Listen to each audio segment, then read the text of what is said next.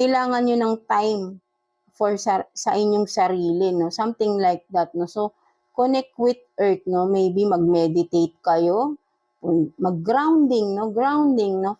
For some of you, no? Para ma-boost din ang inyong energy, no? Maybe drain na din kayo, no? So, you have to connect with the earth, no? So, sa nature talaga ito, no? So, ayun yung self-care advice for you this coming week na mga Pisces. So, tingnan naman natin, no? What's your inner what's your what's the nawala tuloy ako. What's your inner goddess, no, na i-reveal sa iyo ni universe na mga Pisces, no? Your inner strength, right? No? So, tingnan natin. What's the goddess inside of you, right? So, tingnan natin. So, you have this Shaman of Skulls. So, so yan, no, Pisces, no? So, what is this? Fearless, no? So, sinasabi dito, Pisces, no? So, you are this, no? You are fearless, no?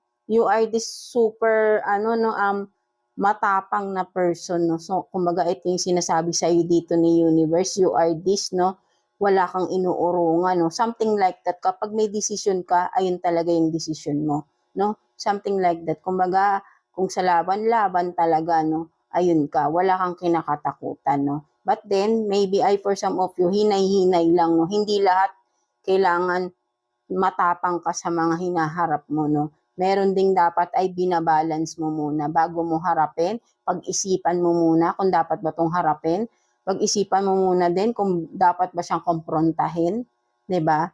Para maiwasan din yung totally na magiging gulo, no? Something like that. I know na ikaw to na super wala kang kinakatakutan, 'di ba, right? No, kahit ano 'yan susuungin mo. But then kailangan pinag-iisipan bawat aksyon, no? Something like that, no, mga Pisces, no? Hindi agad sugod ng sugod, no? Kung ano man itong mga gusto nyong gawin, pag-isipan nyo munang mabuti, no? Maybe for some of you, may mga naiisip kayong gawin with the skull, kasi kung makikita mo, wala ka nga kinakatakutan, eh. Parang dito, kapit patalim, eh, no? For some of you. So, ayun yung nakikita ko rito. Yung iba, kapit patalim. So, dapat din, pag-isipan nyo muna yung mga bagay-bagay bago kayo susuong, right? No? Hindi lahat ng bagay kailangan gagawin, no? Para lang kung ano man to, no? Something like that, no? So, ayun yung nasisense ko dito, no? Kailangan pag-iisipan nyo muna yan, no? Mga Pisces. So, yeah, that's it for you, mga Pisces, no? So, I hope naka-resonate kayo sa reading nyo